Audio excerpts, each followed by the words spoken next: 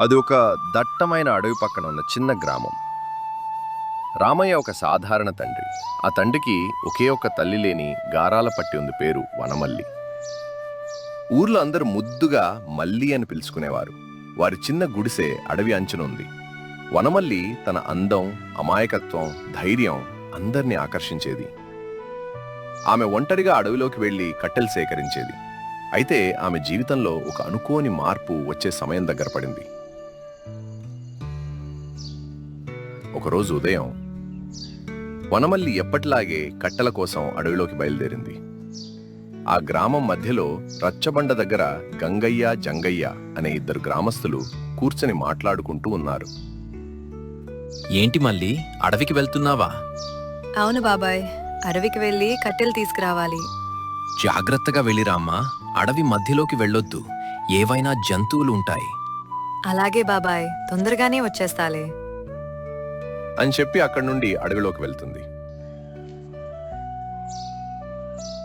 అదే సమయంలో దాదాపు 25 నుంచి 28 సంవత్సరాల మధ్య వయసున్న ఒక యువకుడు విక్రమ్ తన స్నేహితుడు రామ్తో ఆ అడవికి వచ్చాడు. అతనికి ప్రకృతి అంటే ఎంతో ఇష్టం. కొత్త ప్రదేశాలు చూడడం, అడవిలో శిబిరం వేసుకుని ఉండడం అతని అలవాటు. అదే ఆసక్తితో ఆ గ్రామానికి దగ్గరలో ఉన్న ఆ దట్టమైన అడవిలోకి ప్రవేశించాడు. అప్పుడే వనమల్లి అడవిలో కట్టెలు సేకరిస్తూ ఉంటుంది. అదే సమయంలో ఆమెకెవరో కనిపించాడు. ఎవరో అని చూడగా చెట్ల మధ్య నిలబడి ఒక యువకుడు ఆమె వైపు చూస్తున్నాడు. వనమల్లి కాసేపు ఆగింది. అతను చిరునవ్వుతో పలకరించాడు. భయపడకండి, మేము కొత్తగా వచ్చాం, మీ గ్రామం దగ్గరే ఉంటున్నాం అని అతను మెల్లగా అన్నాడు. వనమల్లి ధైర్యంగా అడిగింది. మీరెవరు? ఇక్కడికి ఎందుకు వచ్చారు? కొద్ది రోజులు ప్రకృతి మధ్య ఉండాలని వచ్చాం అని అతను చెప్పాడు. అలా వారి మొదటి పరిచయం మొదలైంది. తర్వాత రోజుల్లో ఆ యువకుడు గ్రామంలోని పెద్దవారికి సహాయం చేసేవాడు. అందరితో మంచిగా మాట్లాడేవాడు. గ్రామస్తులు కూడా అతని మంచి మనసున్నవాడిగా భావించారు.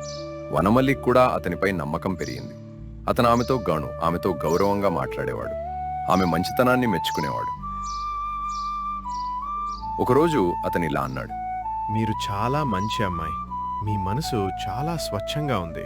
ఆ మాటలు వనమల్లి హృదయాన్ని తాకాయి. అలా పరిచయం స్నేహంగా మారింది. స్నేహం నమ్మకంగా మారింది. కానీ ఆ నమ్మకం ఆమె జీవితాన్ని ఎటు తీసుకెళ్తుందో అప్పటికి వనమల్లికి తెలియదు. ఒకరోజు రామయ్య వనమల్లితో ఇలా అన్నాడు. ఈరోజు తప్పనిసరిగా నీ చెప్పిన ఔషధాకులు తీసుకురా తల్లి. ఆ సోమయ్యకి ఈరోజు ఆ మందు తప్పనిసరిగా వేయాలి. సరే నాన్న, తప్పనిసరిగా తీసుకొస్తాను. కట్టెలు కూడా తీసుకొస్తాను. సరే తల్లి, జాగ్రత్తగా వెళ్ళరా. ఆ ఆకులు కోసేటప్పుడు జాగ్రత్త, ముళ్ళులుంటాయి. అయ్యో, నాకు తెలుసులే నాన్న, ఇంతకు ముందు చాలా సార్లు తెచ్చాను కదా. అని చెప్పి అడవిలోకి బయలుదేరింది. అడవిలో ఆ ఆకుల కోసం వెతుకుతూ, ఈరోజు ఆ ఆకులు దొరకకపోతే సోమయ్యకి సమస్య అవుతుంది. ఈరోజు ఎలా అయినా సరే ఔషధ ఆకులు పట్టుకు వెళ్ళాలి అని అనుకుంటూ ఉండగా ఒక్కసారిగా ఆమెకు ఒక తెలిసిన స్వరం వినిపించింది. అది విక్రమ్ గొంతు. కాని అది ఎప్పుడూ వినేలా సున్నితంగా లేదు, ఏదో కాస్త గంభీరంగా ఉంది. ఈ సమయంలో విక్రమ్ ఇక్కడ ఏం చేస్తున్నాడు? ఎవరితోనో మాట్లాడుతున్నట్టున్నాడే. ఆమె కుతూహలంతో పొదల మాటను నక్కి అటువైపు చూసింది. అక్కడ విక్రమ్ తన స్నేహితుడు రామ్తో కలిసి ఒక పాత మ్యాప్ను చర్చిస్తున్నాడు. దూరం నుండి శబ్దం రావడంతో రామ్ వనమల్లిని చూస్తాడు. అరే విక్రమ్, ఆ అమ్మాయరే వనమల్లి. అవునా, ఇక్కడికి వచ్చిందా? వెంటనే మళ్ళీ ఉన్న దగ్గరకు వచ్చారిద్దరు. మళ్ళీ ఇక్కడేం చేస్తున్నావు? ఇది నా అడవి తల్లి. ఇక్కడ ఎన్నో రోగాలను నయం చేసే ఔషధాలు ఇక్కడున్నాయి. నాన్నకి కొన్ని ఔషధాకులు తీసుకుని వెళ్ళాలి. సమయం అవుతుంది, తొందరగా వెళ్ళిపోవాలి. అవునా, మేం కూడా సహాయం చేయొచ్చా? మరి మేం రావాలా? రండి. సరే, అక్కడ దొరకవచ్చు, పద చూద్దాం. అనుకోని ముగ్గురు కలిసి నడుచుకుంటూ అక్కడి నుండి ఒక ప్రదేశానికి చేరుకున్నారు. వెతుకుతూ ఉండగా ఆకుల కింద ఉన్న ముళ్ళు గుచ్చుకుంటుంది అబ్బా, ముళ్ళు గుచ్చుకుంది, మా నాన్న చెప్తూనే ఉన్నారు అంటూ వనమల్లి కళ్ళల్లో నీళ్లు తిరిగాయి. అయ్యో, చూసుకోవాలి కదా అంటూ వాళ్ళ వెంట తెచ్చుకున్న అత్యవసర సమయాల్లో కావలసిన సామాగ్రిలో ఉన్న మందు తీసి రాస్తాడు.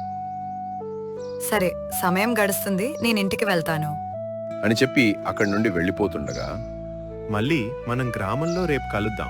నేను నీకు ఒక గిఫ్ట్ తీసుకొస్తా. అంటే ఏంటి? అదేం లేదులే, రేపు చూపిస్తానుగా. అలా వనమల్లి అక్కడి నుంచి వెళ్ళిపోయింది. ఆ తర్వాత రోజు ఉదయం విక్రమ్ అతని స్నేహితుడు రామ్తో కలిసి గ్రామానికి వచ్చాడు. విక్రమ్ వనమల్లిని ఇంటి దగ్గర ఉన్న ఒక ప్రాంతంలో కలిశాడు. ఇదిగో నేను నీకు నిన్న ఇస్తా అన్నది. దీంతో నీవు నాతో ఎప్పుడైనా మాట్లాడొచ్చు. మా నాన్నతో కూడా మాట్లాడొచ్చా? అప్పుడు నీ నాన్న దగ్గర కూడా ఇలాంటిది ఉండాలి. అప్పుడు సాధ్యపడుతుంది. అవునా? సరే. అని చెప్పి ఆ మొబైల్ ఫోన్ తీసుకుంటుంది. అలా మాట్లాడుకుంటూ విక్రమ్ ఇలా అన్నాడు. నీకు చాలా తెలివుంది. ఈ అడవి మధ్యలో ఎంతకాలం ఇలా బయట ప్రపంచం చాలా ఉంది. అసలు నీకేం కావాలి? జీవితంలో ఇంకేమీ లేదా? నాకు ఈ అడవి ప్రపంచం, మా నాన్నని సంతోషంగా ఉండేలా చూసుకుంటే అంతే చాలు. సంతోషంగా ఉండాలంటే డబ్బు చాలా అవసరం. నా దగ్గర అన్నీ ఉన్నాయి. నీవు ఒప్పుకుంటే నేను నిన్ను మీ నాన్నని చూసుకుంటాను, నిన్ను పెళ్లి చేసుకుంటాను. అది వినగానే వనమల్లి కొద్దిసేపు మౌనంగా ఉండిపోయింది. అది నిజమా? అని అడిగింది. నేను మళ్ళీ వస్తాను, మా అమ్మ నాన్నని తీసుకొచ్చి మీ నాన్నతో మాట్లాడతా అని చెప్పి అక్కడి నుండి వెళ్ళిపోయాడు. అలా కొద్ది రోజులు గడిచాయి. వాళ్ళ స్నేహం మరింత బలపడింది. ఉన్నట్టుండి ఒకరోజు తన నుండి ఎలాంటి జాడలేదు. కొన్ని రోజుల తర్వాత వనమల్లి ఒక చెట్టు కింద కూర్చొని ఆలోచిస్తూ ఉంది. ఇంతలో ఆ గ్రామంలో ఉండే జగ్గు అనే తన స్నేహితుడు అట్టుగా వెళ్తూ తనను చూసి ఆగాడు. మళ్ళీ ఇక్కడెందుకుంది? ఏదో ఆలోచిస్తూ దిగులుగా ఉన్నట్లు అనిపిస్తోంది అని అక్కడికి వెళ్ళాడు. మళ్ళీ ఇక్కడేం చేస్తున్నావు? ఎందుకో దిగులుగా కూర్చుని ఉన్నావని అనిపిస్తుంది. వనమల్లి జగ్గుకు జరిగిన సంగతంతా చెప్తుంది. ఆ కుర్రవాడు మంచిగానే అనిపించాడు. గ్రామంలో అందరూ అతన్ని ఇష్టపడ్డారు. నేను వెళ్ళి విచారణ చేస్తాను, కంగారు పడకు, నీవు ఇంటికి వెళ్ళు అని చెప్పి అక్కడి నుండి వెళ్ళిపోతాడు. జగ్గు వెళ్లి విచారణ చేయగా విక్రమ్ ఎక్కడెక్కడ కనిపించలేదు అని అలా వెతుకుతూ రామ్ని చేరుకుంటాడు. వనమల్లి చాలా మంచమ్మాయి అని భావించి జగ్గుతో నిజం చెప్తాడు. వనమల్లి చాలా మంచి అమ్మాయి. నేను ఇంతవరకు అలాంటి అమ్మాయిని చూడలేదు. అయితే విక్రమ్ అన్ని అబద్ధాలే చెప్పాడు. అతను సరదాలకు అలా చేశాడు. తనకిది అలవాటే అని రామ్ జగ్గుతో చెప్తాడు. జగ్గు వెంటనే వనమల్లి దగ్గరికి వెళ్ళి జరిగింది చెప్తాడు. మోసపోయాను అని అర్థమైంది. కళ్ళలో నీళ్లు తిరిగాయి. ఆమె గుండె బరువెక్కింది. అయితే మళ్ళీ ఏడుస్తూ కూర్చోలేదు. తనకి మాయ మాటలు చెప్పి శారద కోసం ఇదంతా చేసి తన జీవితంతో ఆడుకున్నాడు అని తనకి బుద్ధి చెప్పాలి అని నిర్ణయించుకుంది. తను భయపడలేదు. వాళ్ళ నాన్న దగ్గరికి వెళ్ళి చెప్తుంది. నాన్న, నేను పోలీస్ కంప్లైంట్ చేస్తాను. ఇంకెప్పుడు ఇలా ఏ ఆడపిల్లతో ఆడుకోకూడదు. రామయ్య ముందు వద్దు అనుకున్నా తన కూతురు చెప్పిన దానిలో న్యాయం ఉంది అని. సరే తల్లి, నీకోసం నేనేమైనా చేస్తాను. అలా రామయ్య, మళ్ళీ జగ్గు ముగ్గు కలిసి వెళ్లి పోలీస్ స్టేషన్లో కంప్లైంట్ చేస్తారు.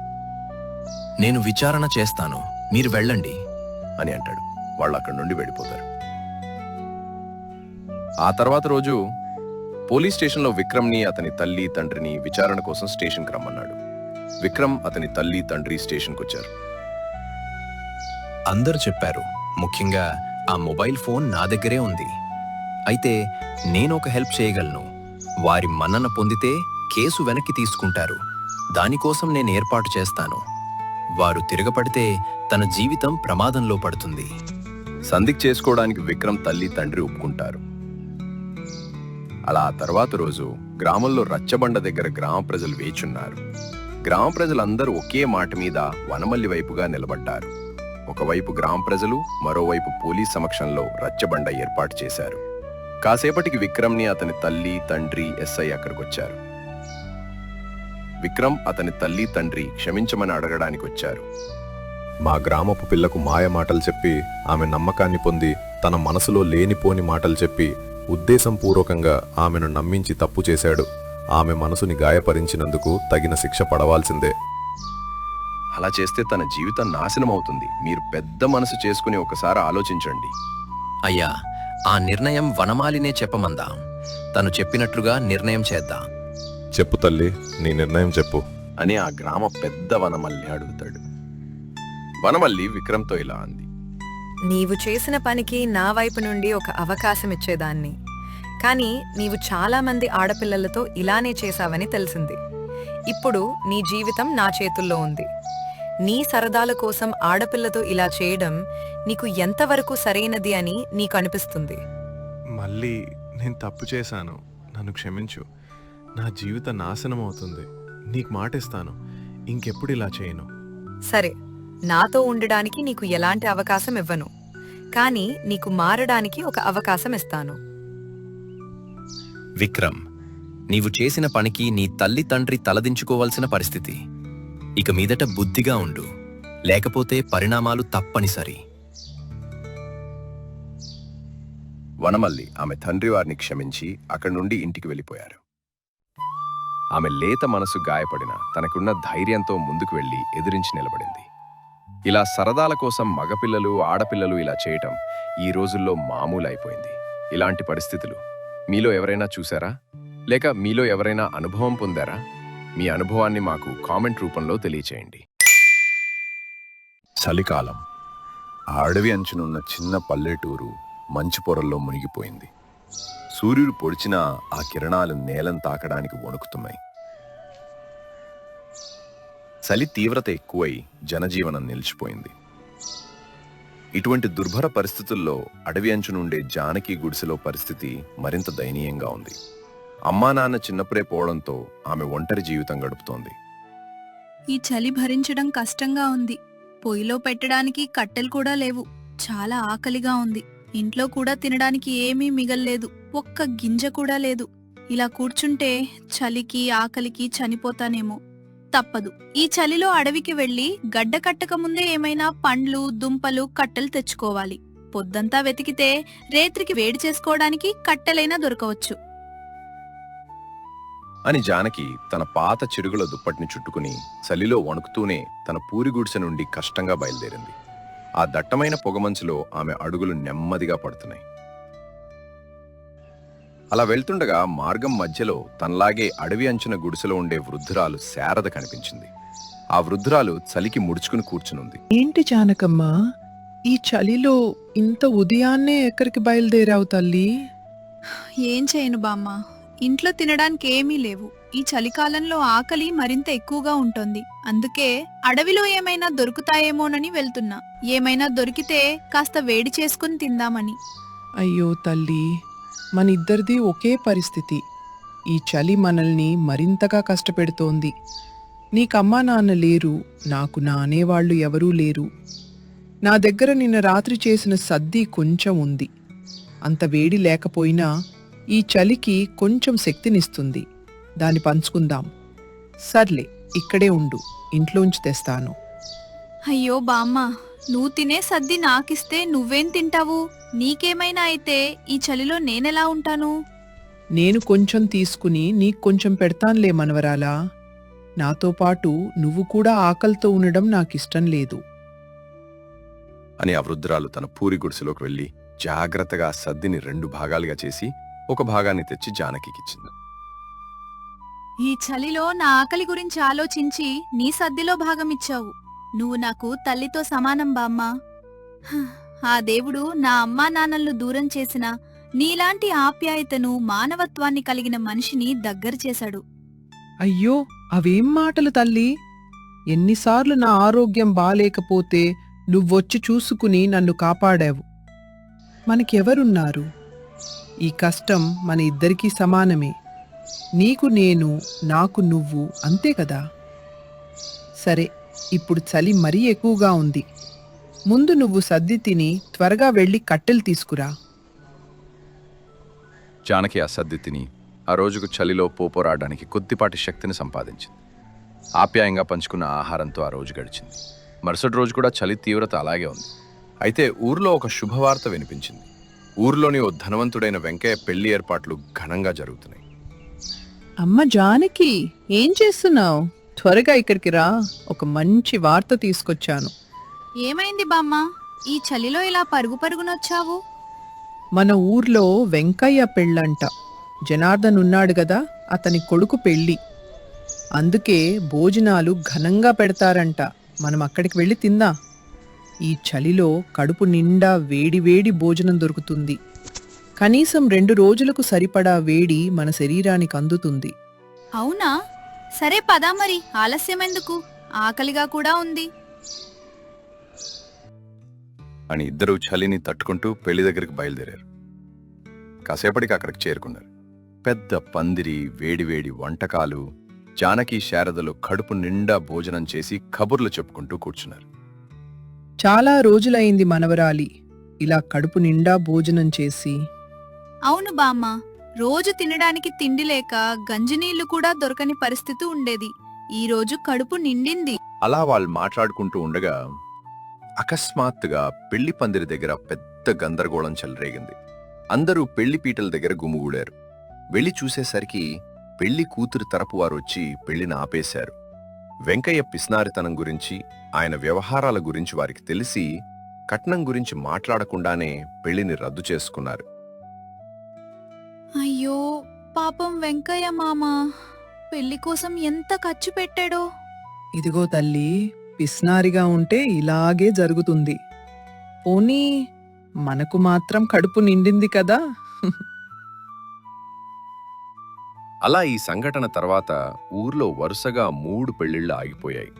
ఈ 3 పెళ్లిళ్లకు జానకి, శారద వెళ్లి కడుపు నింపుకోవడానికి హాజరయ్యారు. ప్రతి పెళ్లికి వీరిద్దరూ హాజరవడం గమనించిన ఊరి వాళ్లందరికీ వీరి మీద అకారణమైన అనుమానం, పాత మూఢ నమ్మకాలు కలిశాయి. ఈ అపశకునం వాళ్ళొచ్చారు కాబట్టే చలికాలంలో పెళ్లిళ్ళు ఆగిపోతున్నాయి అని ఊరివారంతా నిర్ణయించుకుని కోపంతో పంచాయతీ పెట్టారు. చెప్పండి, ఈ వరుస అరిష్టానికి కారణమేంటో? అయ్యా, నా పెళ్లి ఆగిపోయింది. మొన్న వేరే వాళ్ళ పెళ్లి, నిన్న సత్తయ్య పెళ్లి, వరుసగా 3 ఆగిపోయాయి. పెళ్లి ఆగిపోవటానికి మాకేమీ సంబంధం లేదు. వాళ్ళ పిసినారితనం వాళ్ళది. చాలు ముసలబా, ఆపింక నీ మాటలు. ఒక పెళ్లి కాదు, ఊర్లో 3 పెళ్లిళ్ళు ఆగిపోయాయి. మాకిలాంటి అపశకనాలు వద్దు. ఇక మీదట మీరు ఊర్లో ఉండకూడదు, బయటికెళ్ళి జీవించండి. మిమ్మల్ని ఊరు నుండి బహిష్కరిస్తున్నాను అని జనార్దన్ ఆదేశంతో ఊరు నుండి జానకిని, శరదమ్మను వెళ్లగొట్టారు. జానకి, ముసలమ్మ కన్నీరు పెట్టుకుంటూ నిస్సహాయంగా ఊరు నుంచి బయలుదేరారు. మా అమ్మ, ఇక మనం ఎక్కడికి పోవాలి? ఉన్న కాస్త గుడిసే, జాగా కూడా పోయింది. పెళ్లి లాగిపోతే ఆ నిందలు మన మీద వేస్తే ఎలా? మనం ఎంత నిస్సహాయంగా ఉన్నామో వాళ్ళకి తెలీదా? అంతే తల్లి, ఊర్లో వాళ్ళకి మనం అనాథలం, పేదవాళ్ళం. మనమే అలుసుగా దొరికాము. అందుకే మన మీద ఈ నిందలు. ఈ చలిలో ఊరు బయట ఉండలేము, అడవికి వెళ్దాం. అడవిలో చెరువు దగ్గర చిన్న గుడిసె కట్టుకుందాం. ఏమైనా పండ్లు, ఆకులు, కట్టెలు దొరికితే వాటితోనే బతుకుదాం. ఏ కష్టం వచ్చినా కలిసి ఉందాం. అలా వాళ్ళ అడవిలోకి నడిచి చలిని తట్టుకుంటూ చెరువు దగ్గరే పాత గుడిసెలాగే ఒక చిన్న గూడు కట్టి దొరికిన పండ్లు, దుంపలు తింటూ జీవించడం మొదలుపెట్టారు. బామ్మ, ఇక్కడ ఎంత ప్రశాంతంగా ఉంది. జనాల మాటలు, నిందలు లేవు. మనమిద్దరం ఒకే చోట ఉంటే చాలు. అవును జానకి, కానీ మనకంటూ ఊరు ఉండాలి కదా. ఇలా ఎన్ని రోజులు ఈ చలిలో అడవిలో ఉండటం? దేవుడు మనకు ఇంతకంటే మంచి దారి చూపించాలి అని మాట్లాడుకుంటూ ఉండగా అదే సమయంలో ఊర్లో మరొక చిన్న సమస్య వచ్చింది. ఊర్లోని దంపతులు భాస్కర్, అతని భార్య లత మధ్య చిన్న గొడవ జరిగి పంచాయతీ పెట్టారు. అయ్యా, ఈ భాస్కర్ లత మధ్య గొడవ ఊరు మంచిది కాదు. నిత్యం గొడవలు పడేవాళ్ళు ఈ చలికాలంలో ఊర్లో ఉంటే అరిష్టం. పైగా ఆ భాస్కర్ తాగి ఊరి మీద పడతాడు. అందరినీ లేని మాటలతో బాధ పెడుతున్నాడు. ఇలాంటి వాళ్ళు మన ఊర్లో ఉంటే మనకే పరుగు పోతున్నాయా? అయ్యో నిజమే, ఇలా గొడవలు మన ఊరికి మంచిది కాదు. అయ్యా, గతంలో కూడా ఇలా దంపతులు గొడవ పడగానే మన ఊర్లో వర్షాలు ఆగిపోయాయి. ఇప్పుడు ఇలానే జరిగితే ఊర్లో పంటలు పండకుండా ఊరంతా ఆకలి బాధతో చావాలి. ఇక ఈ కుటుంబం కూడా ఊర్లో ఉండరాదు. వీళ్ళని కూడా ఊరు నుండి వెలివేస్తున్నాం. అయ్యా, చిన్న గొడవకే మమ్మల్ని గెంటేస్తారా? ఎక్కడని బతుకుతాం ఈ చలిలో? భాస్కర్, నీతులు చెప్పకుండా బయలుదేరండి. అలా భాస్కర్ లతలను ఊరు నుండి గెంటేశారు. ఏడుస్తూ బయలుదేరిన వాళ్ళు అడవికెళ్లారు. అప్పుడే అక్కడ జానకి, శారద గుడిసెను చూశారు. అయ్యో, మీరెవరు? అడవికెందుకొచ్చారు? జానకి, నేను లతని. మాది మీ ఊరే. ఏం చేయను జానకి, మాకు చిన్న గొడవ జరిగిందని ఊరికి అరిష్టమని ఊర్లో నుండి గెంటేశారు. అయ్యో పాపం, మా దగ్గరే ఉండండి. మనమందరం కలిసి ఏదోలా జీవిద్దాం. ఈ చలిలో ఒంటరిగా ఉండటం కష్టం. అని అంటారు. ఆ పాత ఊరు పెద్దలు, పంచాయతీ వారు చిన్న చిన్న విషయాలకే అరిష్టం, అపశకునం అంటూ తమ కఠినమైన నిర్ణయాలు కొనసాగించారు. ఆ చలికాలం ముగిసేలోగా ఇంకొకరిని, మరొకరిని చిన్న పొరపాటు చేసినా, కొత్తగా ఏదైనా జరిగినా వంక వేసి వాళ్ళని ఊరు నుండి బహిష్కరించడం మొదలుపెట్టారు. ఆ గెంటబడిన వాళ్ళందరూ నిస్సహాయంగా అడవిలో చేరి జానకి, సరదమ్మతో కలిసి జీవించడం మొదలుపెట్టారు. ఇలా ఒక్కొక్కరిని అరిష్టమంటూ గెంటేస్తే చివరికి ఊర్లో ఎవరూ మిగరరు. ఊరంతా ఖాళీ అవుతుంది. అవును, ఇప్పుడు ఊరికి మిగిలేది జనార్దన్, వెంకయ్య లాంటి పెద్దవాళ్ళు, పంచాయతీ వాళ్లే. బతుకుదెరువు కోసం కష్టపడే మనుషులను పంపేశారు. నిజమే తల్లి, పాత ఊరు శిథిలమవుతోంది. ఇక్కడ అడవిలో మాత్రం మనందరిలో కొత్త ఆశ కనిపిస్తోంది. అలా జానకి, శరదమ్మ చుట్టూ చేరిన ఆ ప్రజలందరూ అడవిలో ఒక కొత్త జీవనాన్ని మొదలుపెట్టారు. వారు ఒకరికొకరు సహాయం చేసుకుంటూ, వేటాడుతూ, కట్టెలు పోగు చేసుకుని, చలిని తట్టుకుంటూ సంతోషంగా కలిసికట్టుగా జీవించారు. తమను వెలివేసినందుకు బాధపడకుండా తమ కష్టాలనే బలంగా మార్చుకున్నారు. అదే వారికి కొత్త ఊరుగా, కొత్త ఆశ్రయంగా మారింది. మరోవైపు పాత ఊర్లో జనాలు తగ్గుముఖం పట్టారు. జనార్దన్, వెంకయ్య లాంటి కొద్దిమంది పంచాయతీ సభ్యులు మాత్రమే మిగిలేరు. ఎవరినీ అపశకునం అనడానికి, నిందించడానికి కూడా ఎవరూ మిగల్లేదు. అడవిలో కొత్తగా ఏర్పడిన ఆ ఊరి పక్కన పాత ఊరు రాను రాను ఖాళీ అవుతూ ఒక పెద్ద ప్రశ్నకు దారితీసింది. మూఢనమ్మకాలు, అకారణ నిందల కారణంగా ఎవరినీ చేర్చుకోలేని పాత ఊరు చివరికి మిగలబోతుందా? లేక కష్టాలను పంచుకుంటూ ఆప్యాయతతో పెరిగిన కొత్త ఆశ్రయం నిలబడుతుందా? శుభం.